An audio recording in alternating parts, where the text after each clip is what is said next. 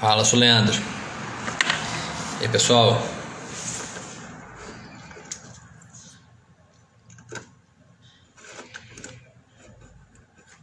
Fala, Felipe, entrou aí? Tem que você mandar uma solicitação aí pra entrar aí com a gente junto aí. Pra fazer a live junto, sei lá, tem um nomezinho assim que fala que tá entrando aí. Boa noite, pessoal. Boa noite, boa noite.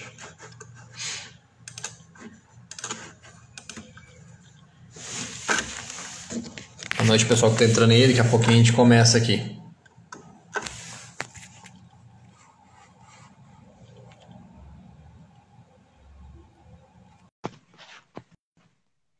Boa noite, pessoal que tá entrando aí. Entrando nosso convidado aqui de hoje, Felipe Zampolin. Boa noite, André. Felipe, tá? Aceita aí já, Felipe, se for entrar aí.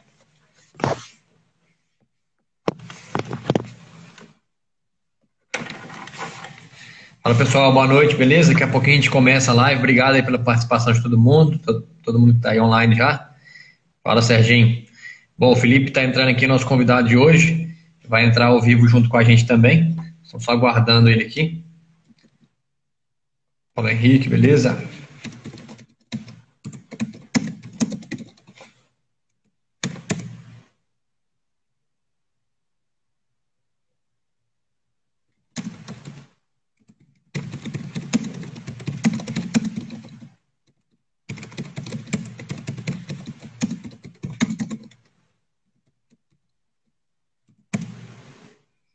Ah, tá aí, Felipe?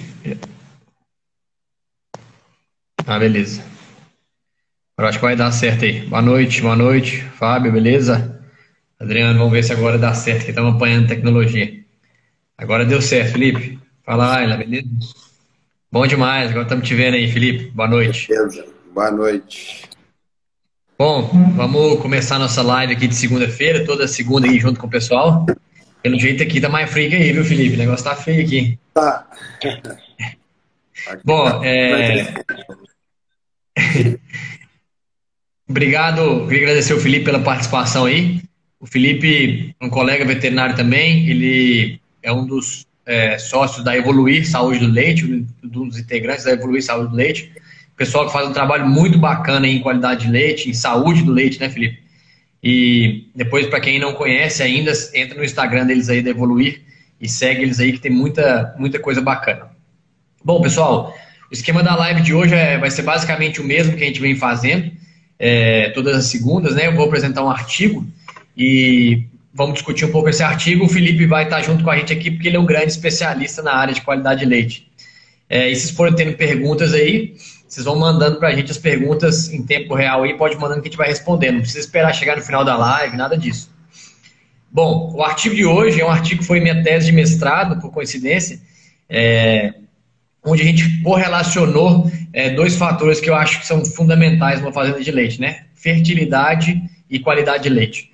Então, o artigo, o objetivo era falar um pouco sobre, entender um pouco do efeito de agentes causadores de mastite na fertilidade de vacas leiteiras. Então, eu vou falar sobre o artigo aqui, um pouco, depois o Felipe vai dando algumas insights aí, se quiser, viu, Felipe, comentar alguma coisa aí sobre algum ponto específico, e depois eu vou passar algumas perguntas para ele também. Então, o objetivo dele estar aqui com a gente principal é ajudar a gente aqui na discussão na parte dos agentes aqui, né, como eles acontecem, o que pode causar aí para as vacas, etc. Bom, pessoal, então o artigo está disponível aí no nosso link, na bio aí, para quem não baixou, não recebeu, tá aí o artigo disponível, é só entrar no nosso Instagram e baixar lá. Então, o título do artigo efeito da contagem de células somáticas e tipo da infecção intramamária e o impacto na fertilidade de vacas leiteiras.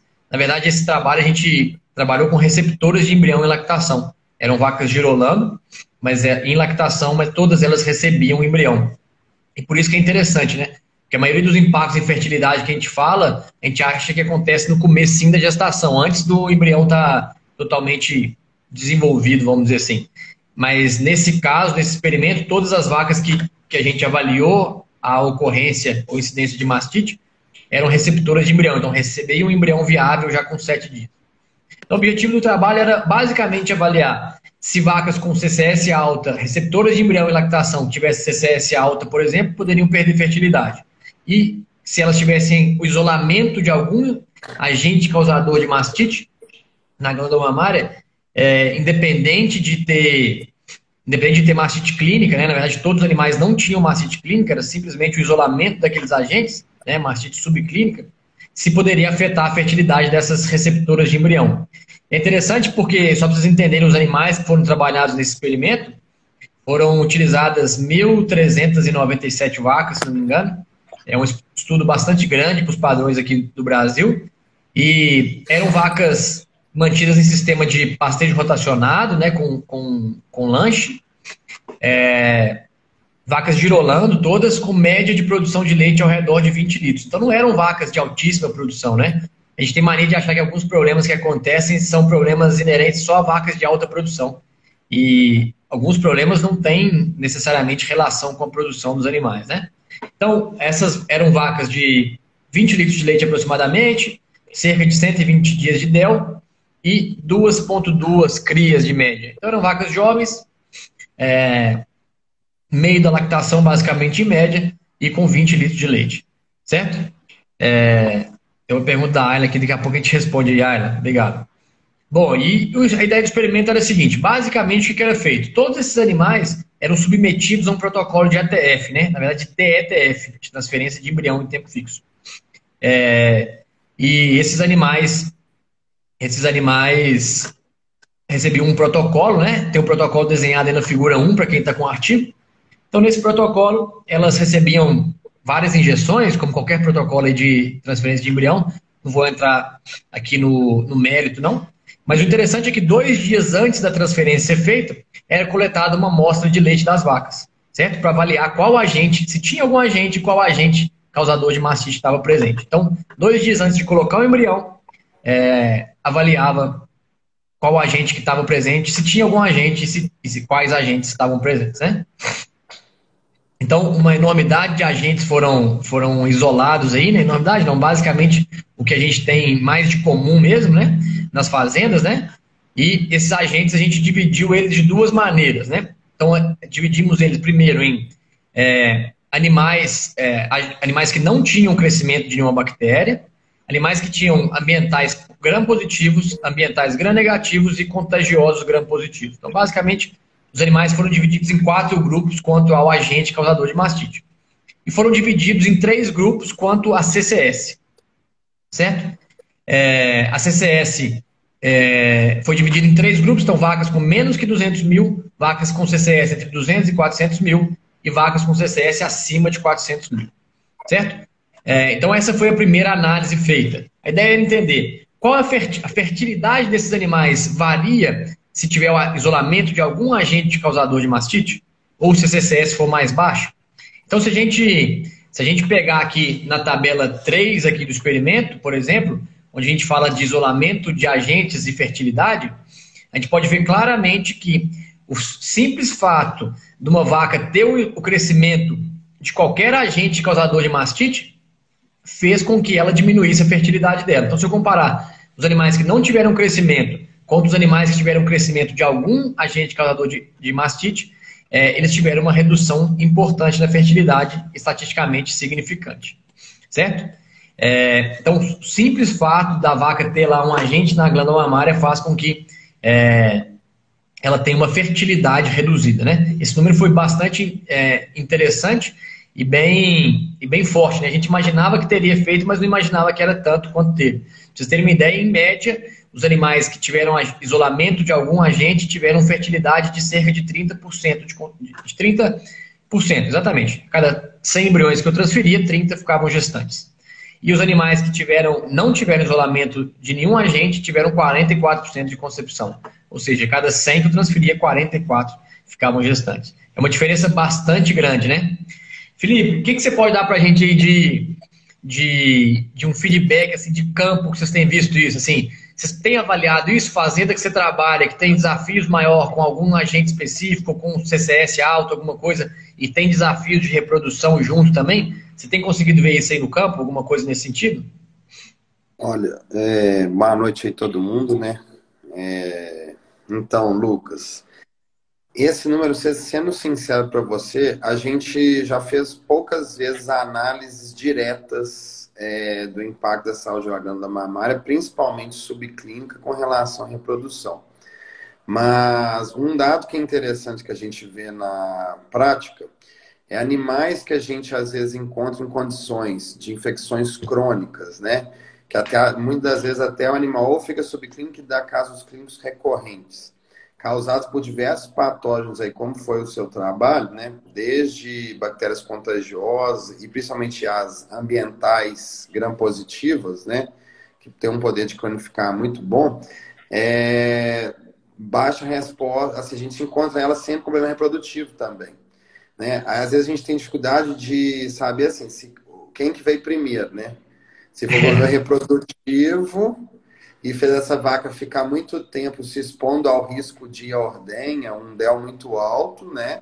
Que aumenta o risco delas contrair uma infecção, ou o contrário, né? Dela se tornou crônica por um outro motivo, seja por uma falha de tratamento, diagnóstico, descaso clínico, e aí ela não emprenhou. Mas aquele Perfeito. trabalho seu a gente meio que desmistificou isso, vê que tem um impacto, né? Vê que tem um Uhum. impacto. E ele mostra exatamente assim, a patogenicidade dos patógenos causadores de mastite foi exatamente proporcional à taxa de prenhez aqui, que você achou aqui.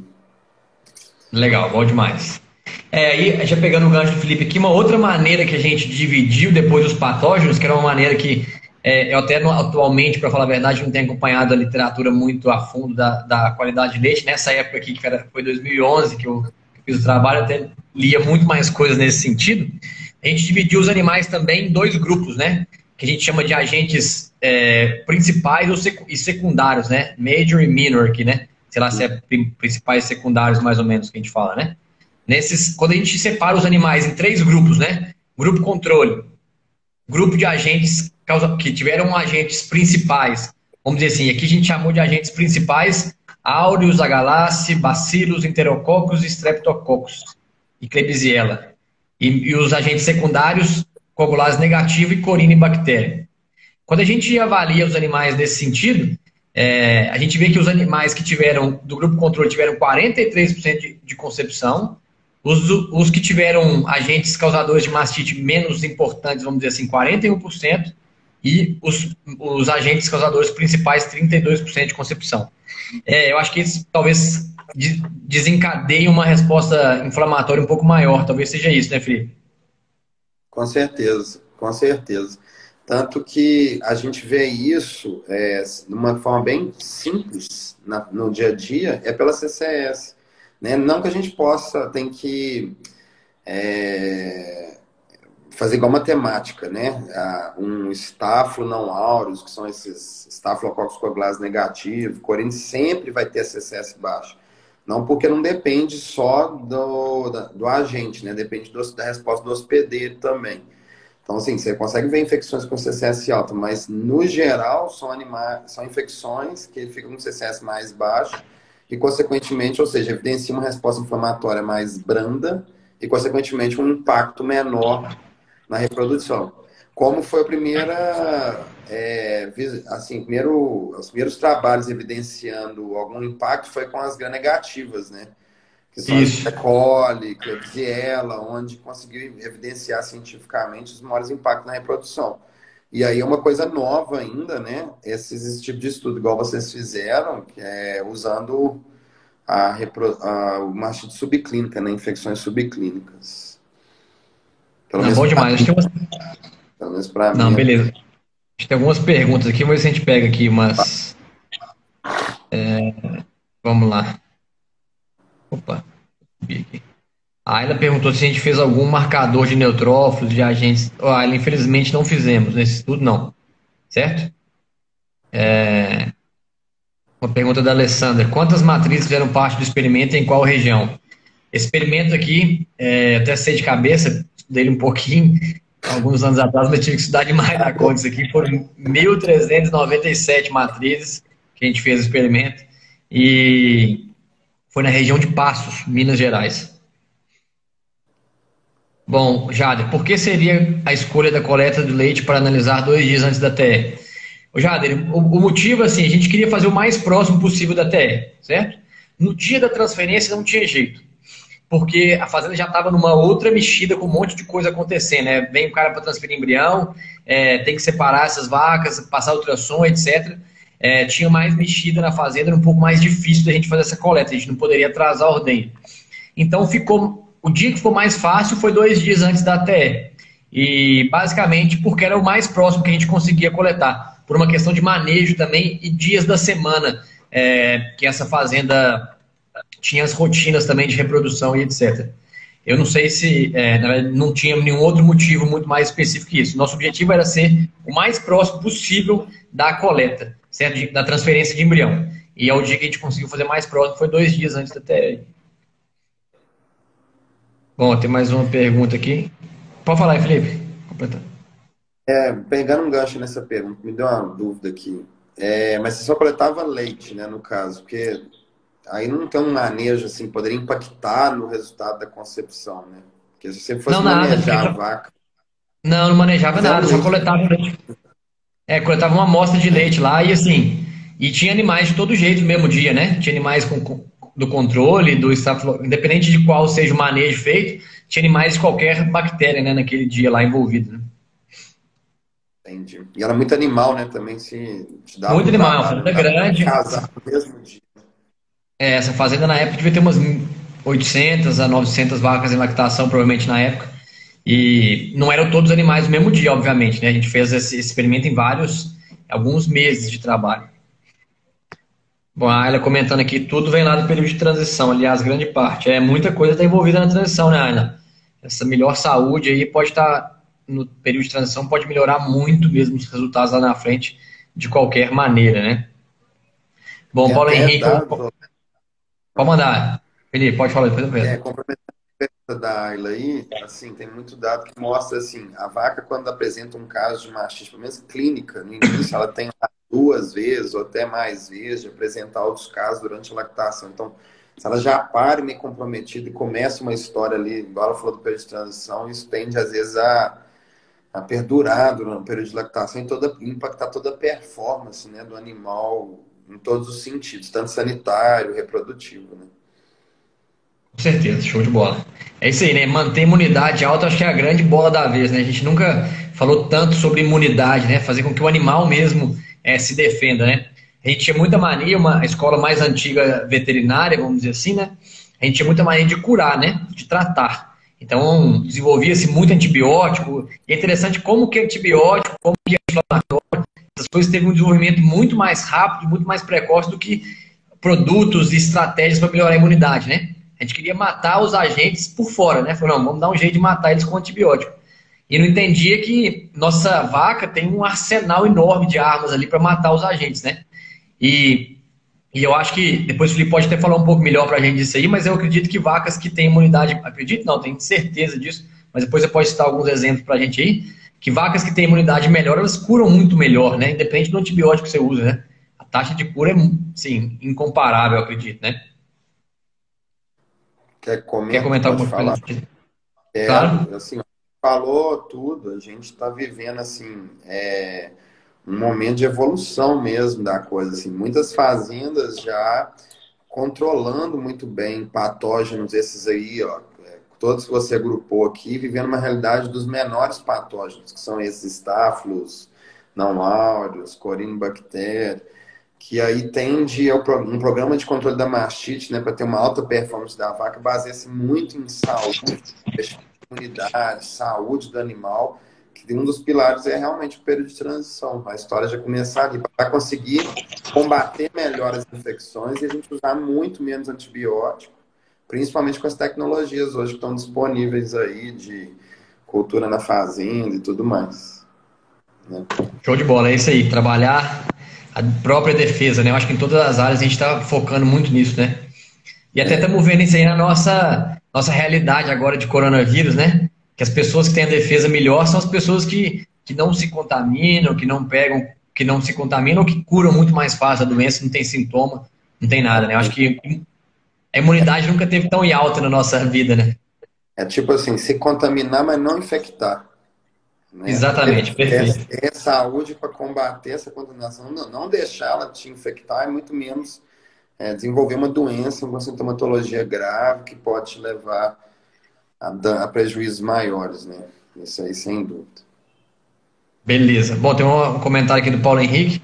Uma fazenda aqui do assistência, receptoras de embrião positivas para a galáxia, nenhuma manteve embrião. A gente tem visto ter uma correlação disso aí sim. Com certeza, principalmente quando a gente pega animais que estão lá clínicos, né? Lembrando que esse trabalho aqui, pessoal, é mastite subclínica, né? Nenhuma vaca aqui desse trabalho que de meio fertilidade tinha mastite clínica, tinha grumo, tinha nada, né? Esse era um critério para estar no estudo, não podia ter mastite clínica. Se tivesse grumo, tivesse descartando leite, tratamento, estava fora. Era só animais com mastite subclínica, o que torna mais impactante, e dá mais medo na gente, né? Se mesmo mastite subclínica, que a gente está enxergando muito pouco, ou muitas fazendas não estão enxergando, podem ser responsáveis por reduzir muito a reprodução na fazenda, né? E um paralelo que eu gosto de fazer muito, né? Para quem está com o artigo aberto aí, para quem não está, eu vou explicar, mas se a gente pegar assim, as vacas na tabela 1 aqui, por exemplo, vamos pegar na tabela 4, né? Agentes causadores de mastite, quem não teve nenhum grupo controle, ou tiveram os agentes principais, né? A fertilidade saiu de 43% para 32%. Só pelo simples fato de ter agentes causadores de mastite na forma subclínica nesses animais. E às vezes a gente fica brigando, cara, por assim, você está fazendo o protocolo de ATF errado, seu inseminador que não é bom. Tem duas fazendas muito semelhantes, que às vezes o mesmo técnico da assistência à reprodução faz o mesmo manejo e os resultados são totalmente diferentes, né? E aqui está uma das áreas que podem estar impactando nisso. Eu acho que a gente tem uma coisa que eu falo muito, todo mundo que faz curso aqui comigo, etc., e as fazendas que eu vou, é que a gente sempre tem que olhar o global da fazenda, né? Às vezes a gente fica focado num ponto, e eu noto que eu trabalho com reprodução também em algumas fazendas, e eu noto que muita gente que trabalha com reprodução foca muito na bunda da vaca, né? Principalmente os alunos que estão querendo sair trabalhando com reprodução, é muito bunda de vaca. E a gente está vendo aqui que peito de vaca, né? Também tem a ver com fertilidade, com glândula mamária com fertilidade, assim, impactos enormes. E a gente sair de uma taxa de concepção de 43 para ir para uma taxa de 32, se isso se mantiver ao longo do ano, é uma diferença enorme. É muita vaca a mais sendo descartada vazia, secando vazia. É muito leite sendo perdido de vacas que não deram pico de reprodução, né? Então a gente tem que ficar bem atento a isso aí também. Bom, a Valéria comentando aqui, está cada vez mais fácil associar esses dados. Isso aí, Valéria, a gente está cada vez mais fácil aí, né? Fazendo cultura na fazenda, né? A Valéria também trabalha com o pessoal aí que trabalha com cultura na fazenda. Tem várias empresas boas no mercado trabalhando com isso, já conseguindo determinar qual o patógeno. Essa época que eu fiz esse trabalho aqui, a gente nunca sonhava com isso, que a gente poderia coletar a amostra e fazer na fazenda, talvez, né? Isso não existia na época pra gente. Hã? Às vezes Oi? até facilita você fazer o trabalho. E facilitava demais, nossa senhora. Saiu os resultados, né? Tinha o trabalho de enviar a amostra enorme, era uma trabalheira danada. Mas agora eu acho que isso aí facilitou bastante, né? Essa ferramenta agora tá bem à mão de todo mundo aí, né? Uma pergunta MZ grande. Qual a opinião de vocês em relação ao controle de mastite ou a prevenção de mastite com homeopatia? Boa pergunta. Você tem algum comentário aí, Felipe? Aí eu tenho um comentário. Eu até assim, eu já li até uns trabalhos, o pessoal de Lavras fez uns trabalhos, eu não tinha visto esses trabalhos numa época. Teve alguns resultados, mas ainda eu não estou convencido de usar isso rotineiramente nas fazendas, por uma mastite como uma doença de rebanho, né? Eu acredito na homeopatia, eu acho que é uma medicina alternativa, assim, que na medicina humana funciona, né? Que leva em consideração o indivíduo, né, em si, mas para uma doença de rebanho, que você vai controlar vários indivíduos ao mesmo tempo, eu ainda não estou muito convencido desse uso na prática. Perfeito, Felipe. Eu compartilho com a mesma opinião sua aí. E assim, eu acredito em qualquer produto, qualquer estratégia que tenha dados aí para a gente poder ver claramente, né? Dados que eu chamo assim, são estudos de pesquisa bem conduzidos, bem trabalhados, com um bom tratamento estatístico, né? Então, eu também conheço pouca literatura ainda. Os únicos trabalhos que eu conheço com relação a mastite com com homeopatia são os feitos pelo pessoal de Lavras. E eu acho que basicamente a resposta é isso aí, né? Talvez seja uma doença para ser tratada pontualmente, não como um rebanho, né? E, enfim, mas se alguém que está assistindo aqui tiver trabalhos bacanas em homeopatia e mastite, pode mandar para a gente, que vai ser um prazer conhecer e ler mais a fundo e entender um pouco melhor. Talvez simplesmente a gente não conheça ainda. Bom demais, tem mais umas perguntas aqui. Manda bala, Felipe. O Paulo Henrique falou do caso do Streptogalacti e os insucessos na performance reprodutiva das vacas dele. É interessante porque o Streptogalacti, como bactéria contagiosa, ele aumenta muito a CCS, né? Evidenciando assim, em relação, por exemplo, a outras bactérias, há uma tendência a aumentar muito a CCS, como um Streptococcus, né? Então, pode ter alguma relação, né? Evidencia uma resposta inflamatória mais intensa e talvez um impacto mais negativo. Então, é bem legal, curioso um caso desse aí que ele está falando, um fato desse aí. Mas pode seguir aí. E é legal que quando a gente estava fazendo a discussão do trabalho, né, para entender o que fazia com que essas bactérias causassem perda de fertilidade, né? A resposta basicamente está toda envolvida em inflamação, né? Então, qualquer bactéria que gere uma inflamação mais forte, ela tem um pouco mais de poder de piorar, vamos dizer, a reprodução, né? A gente acreditava antes que era só as ambientais negativas, né, Felipe? Que era E. coli, etc. Que estão muito... A gente falava muito da membrana do L... Oi? A gente virou de lado agora aí. De gerar uma resposta. Você tá de lado agora aí, Felipe? Ficou de lado. Agora deu certo. Tá, não, beleza. Eu tô pondo um carregador aqui. Agora voltou, né? Beleza. Bom, então a gente relacionava muito essa mastite pelos trabalhos que eu li na época, a revisão toda, com o LPS, né? Que é o lipopolissacarídeo da membrana das gram-negativas lá, que gera mesmo uma resposta inflamatória exacerbada, né?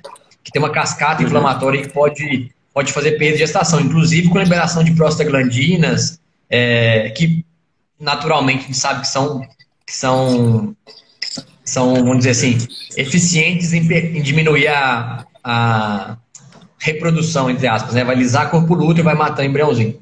Mas as outras vias de perda de gestação que a gente conseguiu ver aí por esses trabalhos era assim, nas gram-positivas da membrana tem uma molécula, vamos dizer assim, um ácido que chama ácido teicoico, que pode ser capaz também de desenvolver essa cascata inflamatória, e todos os mediadores inflamatórios, né, radicais livres, óxido nítrico, todos eles podem ser capazes de induzir perdas de fertilidade. Então, um trabalho bem bacana, assim, meio viajado em camundongo lá, onde injetava óxido nítrico em camundongos e eles perdiam a gestação. Animais que tinham níveis mais altos de óxido nítrico, que é um mediador inflamatório também, tinham menor fertilidade. Então, acho que quanto mais a bactéria é capaz de gerar inflamação, né, provavelmente maior a chance dela perder a gestação e ter menor fertilidade.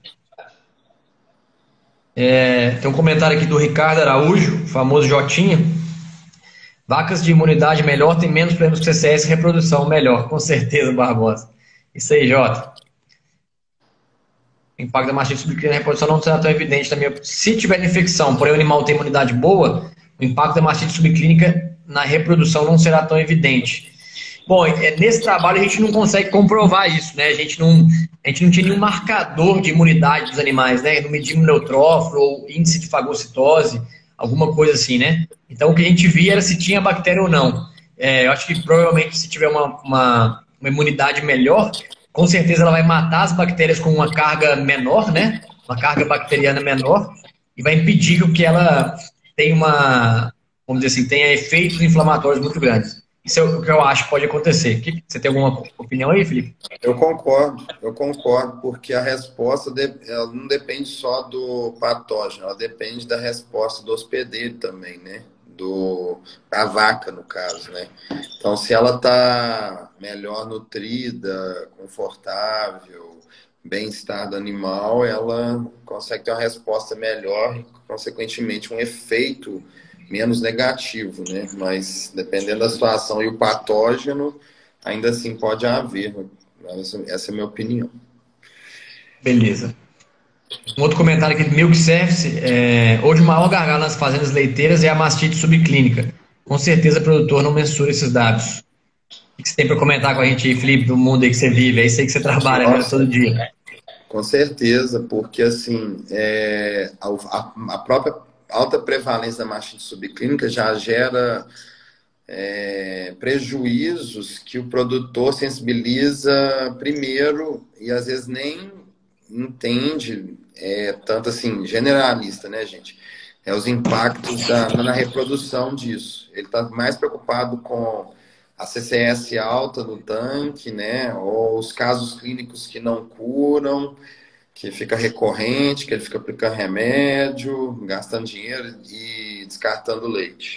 Mas, sem dúvida, a mastite clínica, como esse trabalho mostra, tem impacto na reprodução, só que ele nem está vendo isso aí ainda, né? Então pode ser até uma forma de convencimento, a querer controlar, mudar de atitude para melhorar a qualidade do leite, né? Não achar que é caro. É, e eu acho que, assim, principalmente esse trabalho que foi utilizado, receptora de embrião e lactação, pode ajudar a convencer mais ainda, né? Porque normalmente quem faz transferência de embrião está multiplicando uma genética de valor superior, né? Estão Uhum. usando sêmen caro, doadoras caras, etc. Se elas perderem a gestação, com certeza tem um valor mais alto, talvez, do que o mercado normal de uma perda de gestação, né? E é Mas é isso muito aí. legal, Lucas, é o que você falou, assim, e o trabalho foi feito com animais com a média não muito alta, né?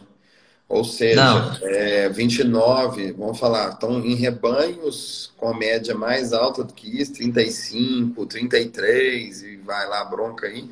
O impacto talvez seria até mais negativo ainda, né? Pelo desafio metabólico que essas vacas com média mais alta já está sendo submetida em relação ao trabalho que você conduziu, né? com certeza, A eu acho que faz situação tende a sentido total, piorar. né? Quanto mais leite, maior o desafio Uhum. metabólico do animal, mais na corda bamba estamos andando, né? Eu acho que Com certeza. mais chance de ter efeitos mais negativos, vamos dizer assim. Tem alguns outros Sem dúvida. comentários que antes de a gente voltar aqui. Opa. Adriano, vocês analisaram as vacas que tinham subclínica no momento da transferência ou avaliaram o histórico de mastite subclínica da vaca? Adriano, a gente avaliou a vaca 2 dias antes da TR, certo? Foi coletada uma amostra 2 dias antes da TR. Tem dois comentários aqui sobre homeopatia. É o Fábio falando homeopatia, eu vi, usei e gostei. E Lucas, homeopatia poderia ser tratado como preventivo, minha opinião. Bom, eu acho legal demais essas opiniões e Fábio e Lucas, a gente, se tiverem trabalhos, algumas coisas nesse sentido para mandar para a gente vai ter o maior prazer acho, de ler e entender um pouco mais também. Na verdade, não é que a gente é contra, é que a gente a gente não conhece ainda muita literatura sobre o assunto. Acho que é isso que falta, né, Felipe? Sem dúvida. Sem dúvida. Minha opinião continua aquela lá. Bom, Ayla, e a gente vê que a autocura quando a imunidade está ok é bem importante. Isso aí. Eu até gostaria de fazer um comentário aqui. A gente, em fazendas que a gente atende com o nosso trabalho de consultoria especializado em qualidade do leite, que a coisa está rodando muito bem. Quando eu falo isso, seria conforto, ambiente, nutrição. A gente chega a ter média ano de 60% de redução de uso de antibióticos, né? Porque a gente tem muitos casos negativos ou por patógenos oportunistas, né, que a gente consegue às vezes não tratar, dependendo do quadro clínico do animal.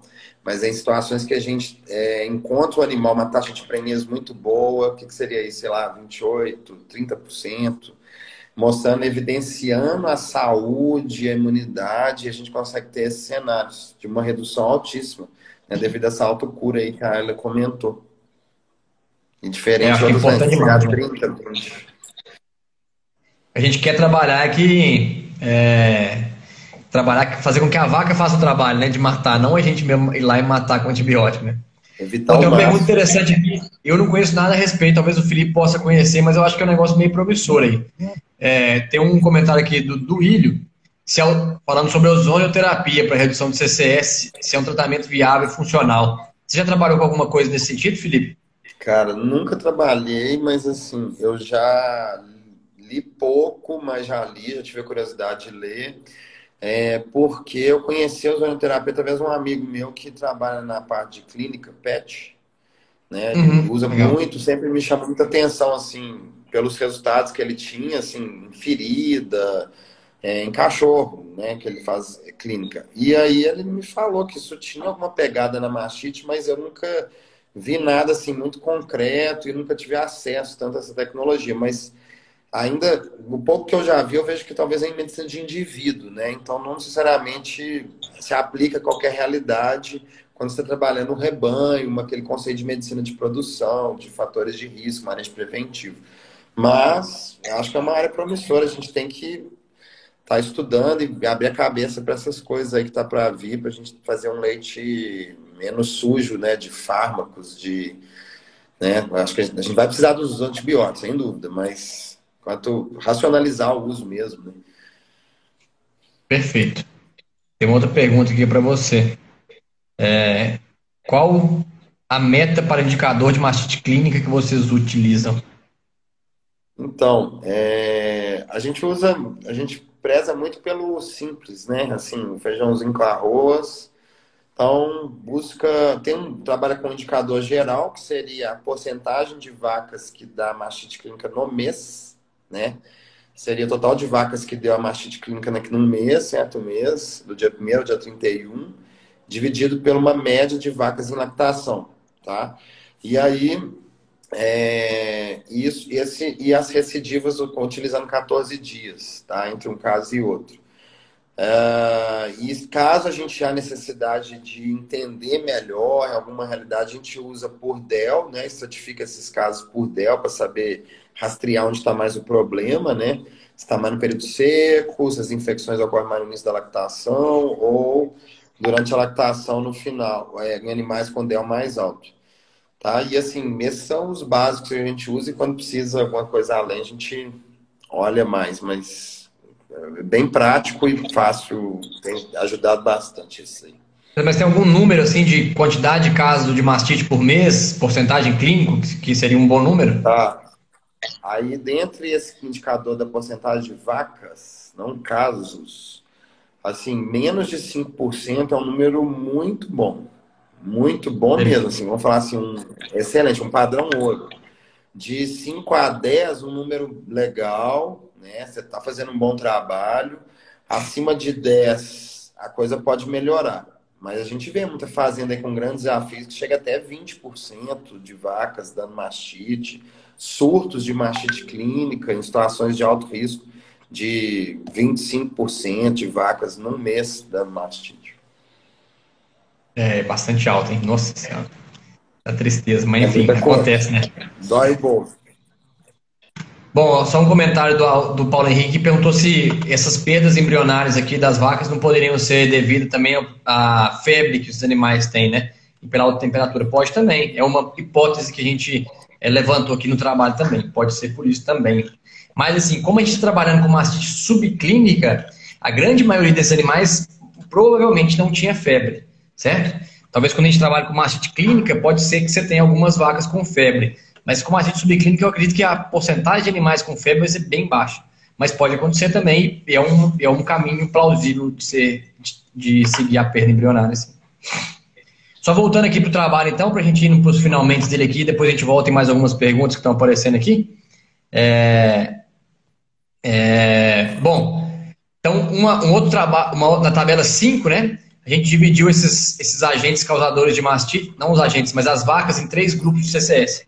Vaca com CCS menor que 200 mil, vaca com CCS de 200 a 400 e vaca com CCS maior que 400. É interessante que o resultado é linear, assim, né? Então, vacas com CCS menor que 200 mil, 41% de concepção. Vaca com CCS entre 240 e 37%. E vacas com CCS maior que 400, 30%. Ou seja, quanto maior a CCS, parece que menor é a fertilidade, né? Exatamente por todos esses parâmetros que a gente falou aí atrás, mas mais uma correlação mostrando, né? A fazenda que tem CCS ruim, muito provavelmente vai ter fertilidade ruim, né? E é pouco comum, né? A gente vê quase em pouquíssimas fazendas com média de tanque mais que 400, né? Infelizmente, ainda é muito comum a gente ver fazenda aí com média de tanque acima de 400. Se eu tenho média de tanque acima de 400, provavelmente a gente tem muitos animais dentro do rebanho com CCS acima disso, né? Então a gente quer buscar o quê, né? Máximo de animais possíveis com CCS menor que 200 aqui para poder ter máximo de fertilidade também, né? Lembrando de novo a importância, assim, para quem está estudando veterinária aí, ou para quem está no começo da profissão, ou para qualquer outra pessoa também, a importância da gente ligar as áreas, né? Ligar as ciências, né? Às vezes a gente separa demais a vaca. Não estou falando que ninguém tem que ser especialista em todas as áreas, né? Eu sou longe de ser um especialista em qualidade de leite, mas eu sei olhar pelo menos mensalmente lá qual que é a CCS das fazendas que eu trabalho, para eu saber onde eu estou entrando, né? Ou saber quais agentes estão envolvidos ali para eu saber onde estou entrando. Eu não tenho que saber exatamente como tratar todos, como curar, como que eu manejo, etc. Mas entender um pouquinho do setor, eu acho que é muito importante para a gente entender o resultado máximo que você pode ter. Você está numa fazenda lá, é interessante isso, você está numa fazenda lá que tem 1 milhão de média de CCS, e você está tentando mudar a prenhez das suas vacas trocando o protocolo de ATF, né? Vai tirar uma injeção do dia 7 e vai botar no dia 8, porque isso vai resolver a vida reprodutiva da fazenda. E a gente tem lá 1 milhão de CCS de média no tanque, né? Tem o buraco está muito mais embaixo do que só uma injeçãozinha, né? Quem dera se fosse uma injeção para resolver. Quer comentar alguma coisa aí, Felipe? Eu quero, porque do mesmo forma que você fala assim, que vocês têm que olhar a CCS, nós também como técnicos de qualidade do leite, né, especialistas, né, a gente também tem que saber olhar se a reprodução da fazenda está indo bem ou mal. Porque isso também impacta, pensando do outro caminho, a falha reprodutiva também impacta na CCS. Por quê? Igual eu comentei no início. Você vai ter uma vaca que já vai ficar em muitas vezes a ordenha. O momento da ordenha é a hora que a vaca abre o canal do útero, se expõe ao risco de se infectar com uma bactéria contagiosa, e também ambiental ali na saída da ordenha, né? Então, assim, se a vaca vai muitas vezes, ela não seca, ela fica indo muitas vezes 400 dias, 500 dias indo à ordenha, ela se expõe muito tempo ao risco e aumenta o risco de mastite contagiosa nesse rebanho, né? Que é o momento da ordenha onde ocorre a transmissão. Né? E esse animal você não seca. O momento da secagem é extremamente importante para você curar infecções adquiridas na lactação. E se ela não seca, se ela não emprenha, ela não vai secar. Então, o seu programa de controle de mastite fica todo manco. Você não consegue trabalhar mastite para fazer ainda em reprodução. Perfeito, é isso aí, Felipe. Olha como é que o negócio é ligado demais da conta, né? E você não precisa ser um expert em reprodução, você não precisa saber tudo, não precisa desenhar um protocolo reprodutivo, etc. Mas tem que entender o que está acontecendo na fazenda, né? Você entender até como que você está prejudicando seu resultado. Ou te ajudando também, né? Ó, legal, nós estamos trabalhando junto, né? E nas fazendas maiores, o que eu vejo que falta muito, fazendas que tem mais de um técnico, falta um pouco essa conversa, né? Assim, entre os técnicos, né? Às vezes tem um cara fazendo reprodução, um cara fazendo nutrição e outro qualidade de leite. E os três não se conversam nunca. Fica só tentando empurrar um pouco pro outro o fumo, né? Vamos dizer assim. Enquanto a vaca é uma só, né? A fazenda é uma só, a vaca é uma só. A gente tem que trabalhar muito junto. Eu acho legal demais assim, a gente interagir as áreas, né? Sem dúvida. Tá tudo interligado, igual você disse aí mesmo. Bom, vamos lá. Algumas perguntas aqui. Do Willio. Para você também, Felipe. Rebanhos com CCS abaixo de 200 mil possuem maior risco de mastite ambiental? Essa é boa pergunta também, que essa agora todas, sempre parece, né? Essa também. Assim, isso é num conceito equivocado, né? Porque não quer dizer que a CCS no leite está baixa, quer dizer que a vaca está mais suscetível, ela está fraca a ponto de contrair mais uma infecção, né? Ela está saudável. Se ela estiver saudável, bem nutrida, ela pode ter CCS baixo, que confere que ela não está infectada, ela não, com isso não quer dizer que ela está fraca a ponto de contrair uma infecção, tá? E o que já se sabe na literatura, talvez não saiba explicar direito o mecanismo, até onde eu sei, pelo menos, é que os animais, o que acontece? Que você está com a CCS mais alta, né? Tipo, você, com uma mastite contagiosa, por exemplo, essa glândula mamária tem mais dificuldade de contrair uma outra infecção, entendeu? E aí, por exemplo, você tem lá mastite contagiosa que manifesta mais subclínica. Você vai controlando isso, e sua vaca está num ambiente comprometedor, pensando em mastite ambiental, né? Tipo barro, sobre estresse térmico. Aí você controla muito a mastite contagiosa, abaixa a CCS seu rebanho, essa glândula mamária está vazia, a ponto de, vamos falar assim, ela pode contrair uma nova infecção ali, mas não que a vaca está fraca. Só que se pega mais mastite patógenos ambientais, ele manifesta mais de uma forma clínica e às vezes fica parecendo assim, ah, a vaca ficou CCS baixa e por isso que ela pega mais mamite. Não. Só que é uma mastite que agora que ela, ela parece mais, né? Se você tiver uma CCS baixa, vai parecer mais mastite ambiental. Mas não quer dizer que a CCS baixa, a vaca está mais fraca. Não, legal, bom demais, Felipe. Vou pegar mais umas perguntas aqui. Outra é do William. Na opinião de vocês, como está a resistência bacteriana às moléculas de antibióticos que existem para tratamento de mastite? É assim, meu amigo, se a gente não começar a mudar logo, daqui 20 anos vai estar todo mundo, tenha medo de ir para o hospital para qualquer pequena cirurgia que a gente for fazer, porque a coisa está séria. O uso de antibiótico na pecuária de leite aqui no Brasil é muito bagunçado, é uma loucura o negócio, né? A gente vê a realidade assim, eu moro numa região, eu moro em Patos de Minas, uma região muito forte em pecuária de leite, chega a ter fila, acaba a base de antibiótico na pecuária aqui no verão, intramamário de mastite. E não é assim, o antibiótico não faz Foda. milagre, né? A gente precisa dele, não vamos ficar sem ele, mas tem que saber utilizar, depende da vaca também, do tipo de infecção. Então, assim, o negócio tá feio, eu não tenho número disso, mas tem muito trabalho, e até a gente estava num evento aí do Milk Point lá, é, o Diego lá, amigo nosso lá do Canadá, que eles trabalham muito nessa linha, ele mostrando dados em que fazendas que usam mais antibiótico são onde tem mais resistência antimicrobiana. Que o pessoal usa de forma errada e vai induzindo aquilo. Nossa, é um perigo. Nós temos que começar já. Para começar, não falta mais nada para a gente começar a trabalhar. Tanto que a gente trabalha em fazendas aí, que igual eu tô te falando, tem números aí fantásticos de redução de uso. O pessoal chega a desacreditar na coisa. Legal demais. Só para complementar aí, eu acho que esse é um cuidado enorme que a gente tem que ter, né? E a discussão acho que está totalmente fora do que deveria ser, né? Eu vejo muita gente, eu vi na indústria de aditivos, e tinha uma discussão muito grande de reduzir o uso de antibióticos promotores de crescimento na indústria, né? Que são antibióticos de classe não compartilhadas e que são usados com uma certa segurança. E ninguém fala nada, por exemplo, de virar obrigatório ter receita veterinária para comprar um antibiótico intramamário, por exemplo, né? Um antibiótico para metrite, etc. Você vai numa loja veterinária, você compra o que você quiser de antibiótico, né? E, para mim, esses são os grandes responsáveis pelas resistências, né? São os antibióticos injetáveis, ou intramamário pode chamar de injetável também, não sei, né? Mas, enfim, acho que esses antibióticos que a gente usa indiscriminadamente aí são, assim, tem que regulamentar isso aí melhor, né? Porque eu acho que é um caminho. Eu vejo isso aí quando a gente trata a vaca, por exemplo, com metrite, que a gente fazia alguns tratamentos. Assim, você está aumentando muito a dose que tem que ser usada, né? Não sei se é impressão, mas é o que a gente tem visto no mercado, né? Cara, eu queria fazer só um comentário rápido aqui sobre isso tudo que você está Manda falando. bala.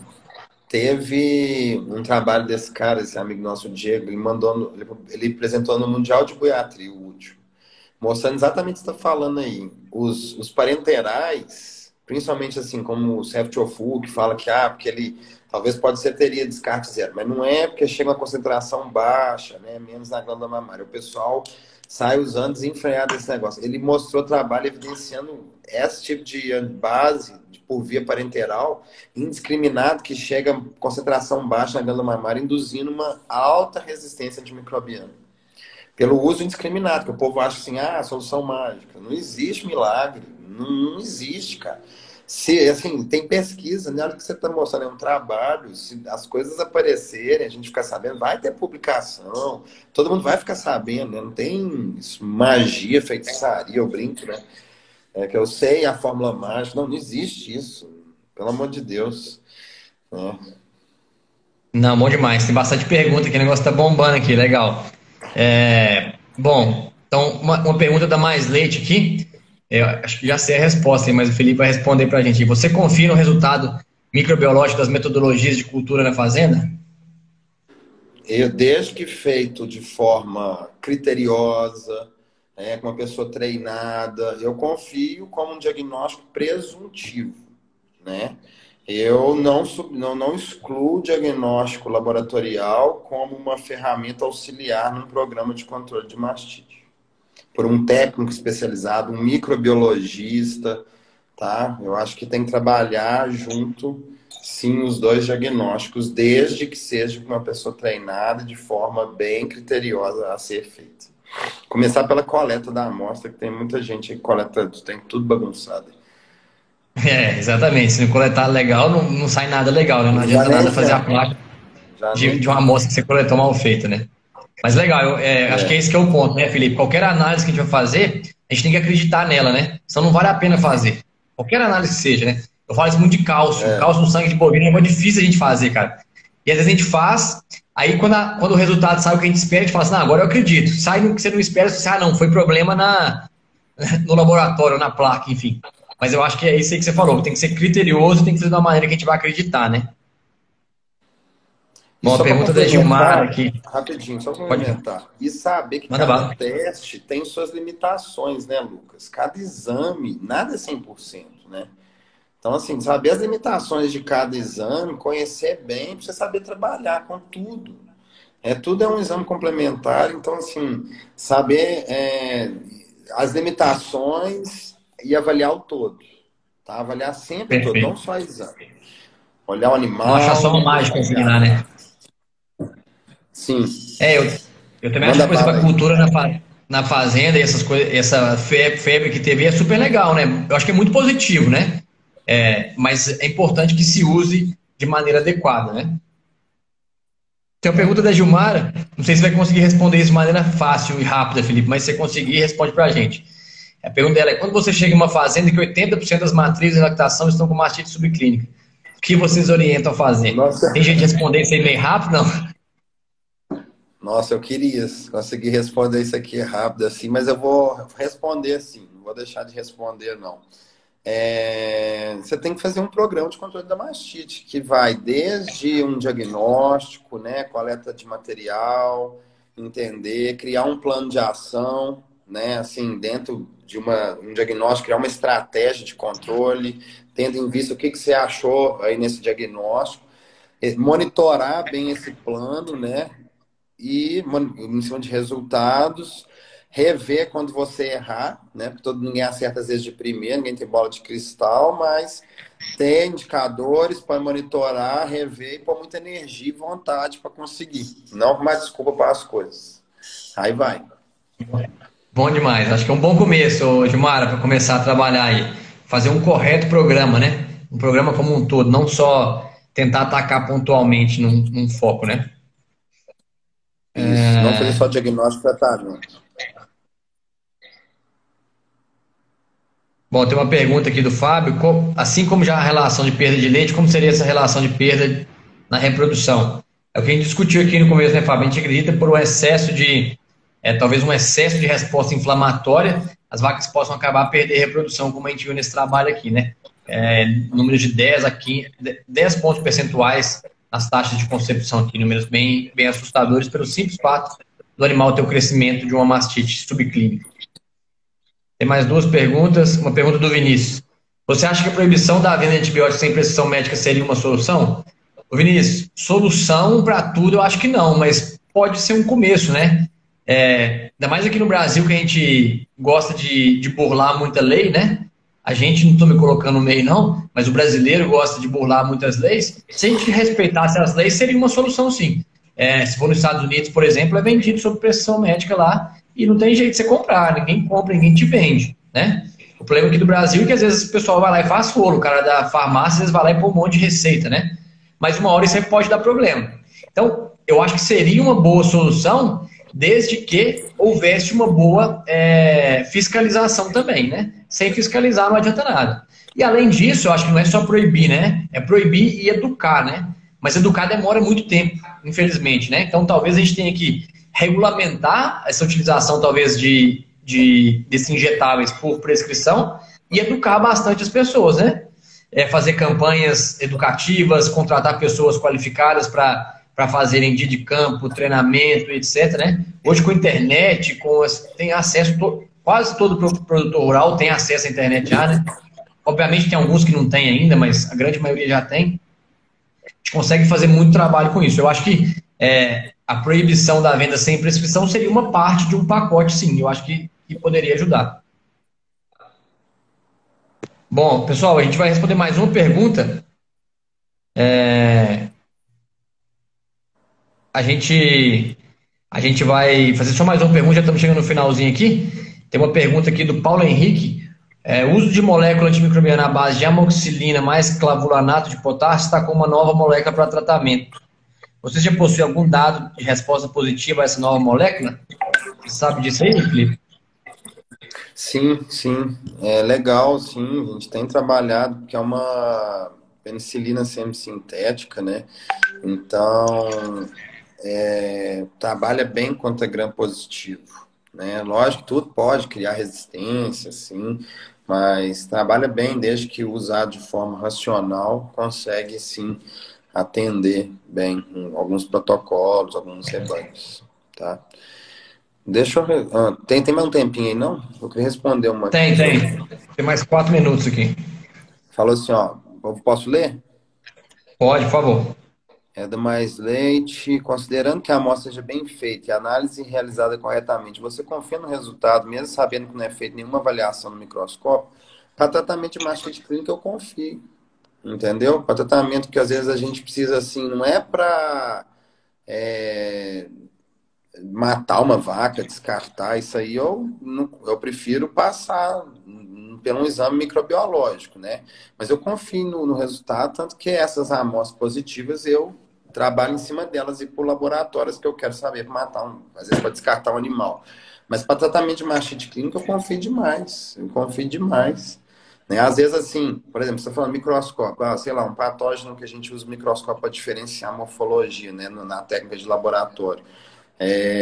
Prototec, levedura, apesar de que eu estou vendo que até no meio cromogêneo tem gente que consegue diferenciar, mas lógico que é uma pessoa muito treinada. Não o cara que eu tenho lá na fazenda, que tem 3 meses que está usando, ou 5 meses, né? Mas aí a ação será a mesma, entendeu? Tem muito patógeno ali que eu agrupo que a ação será a mesma. Então, eu confio como um diagnóstico presuntivo, né? Para um confirmatório, eu costumo às vezes mandar para o laboratório, sim, para ver de alguns Explique para a agentes, gente quando melhor eu o que é esse quero. diagnóstico presuntivo, Felipe. Diagnóstico presuntivo é igual eu tô te falando, depende da ação, né? Por exemplo, assim, Uhum. ele não é confirmatório, ele às vezes vai falar um grupo. Por exemplo, o Streptococcus agalacti barra desgalacti nesses micro-homogêneos. Ele precisou um teste adicional ou eu mandar essa amostra para o laboratório. Então, ele me deu um grupo ali, só que aí eu vou tratar do mesmo jeito. É um caso Se o clínico, tratamento for entendeu? igual, tanto faz qual das duas seja, né? Eu não vou sofrer com isso. Agora, se eu estou fazendo um Perfeito. diagnóstico epidemiológico, eu estou usando para entender qual o perfil epidemiológico da mastite, para eu saber como agir, como montar um programa de controle, tratamento e prevenção. Aí eu prefiro, dependendo, mandar para o laboratório. Entendeu? Show de bola, Felipe. Tem uma só furtado 541 perguntou se a live vai ficar salva. Vai ficar salva sim aqui no Instagram da LG Cursos. Pessoal, nós estamos finalizando, nosso tempo está acabando aqui. Foi excelente. Quero agradecer. Só um resumo acho, da conversa aqui. O resumo do artigo é: infecção intramamária, mesmo na forma subclínica, causa perda de gestação. Então, além de perder produção, além de gastar com antibiótico, descartar leite, mastite, mesmo subclínica, também pode causar perda de gestação. Então, vamos focar muito na mastite mesmo, porque é muito importante em todos os âmbitos, né? Outros pontos importantes, acho que a gente discutiu aqui, assim, que não existe mágica, né? É tratar tudo como um todo, né? Então, assim, vou usar placa, vou usar, bom demais. Vou usar antibiótico, vou usar também.